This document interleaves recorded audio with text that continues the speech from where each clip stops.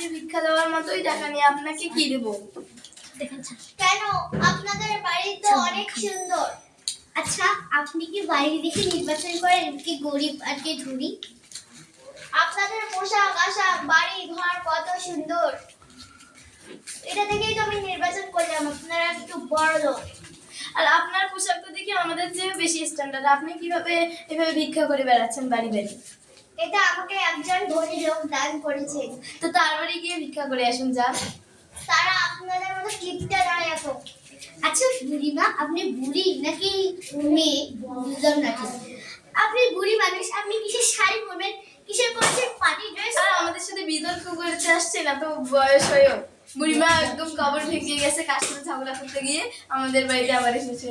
বুড়িমা একটা লাঠি, একদম টাটকা লাঠি নিয়ে ঘুরে বেড়াচ্ছে। আপনাকে দেখে মনে হচ্ছে যে আপনি একটা মেয়ে। কিভাবে আমাকে দেখে মনে হচ্ছে বলুন তো? আপনার এই লাঠিগুলো দেখে মনে হচ্ছে যে আপনার লাঠিগুলো একদম টাটকা। লাঠি দেখে কি নির্বাচন করা যায়? এই লাঠিটা টাটকা। তা আপনি মাস্ক কই পাইলেন? কেন আমাকে ওই ধরনের লোকটা এটা দিয়েছে? তা ওনার বাড়ি যান না, আমাদের বাড়িতে কেন আসছে? নিশ্চয় মুক্তা ভরা জামা পরে আমাদের বাড়িতে আসছে। আমি সবার বাড়িতে ঘুরে ঘুরে বেড়াই, তারা আমাকে কয়েকটা টাকা হলেও ভিক্ষা দেয়। আপনাদের মতো তারা তো কিপটা নয়। আমরা কিপটা তো ভালো, আপনি দয়া করে যান না, আমাকে 200 টাকা ভিক্ষা দেও। এটা আমি জানেন তো, আপনাকে টাকা, আপনাদের তো এত টাকা লাগে, আপনাকে 100 টাকা দেন। ধরুন দেখেন তো আপনারা কত বড় লোক, তাও আপনারা দিতে চান না। ভিক্ষা কোথাকার?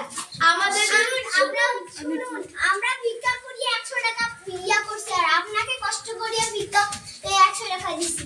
আমাদের তো নুন আনতে পান্তা ঘুরে আপনাকে দিলাম, যান বিদায় হন এখন বাড়ি থেকে। জান জান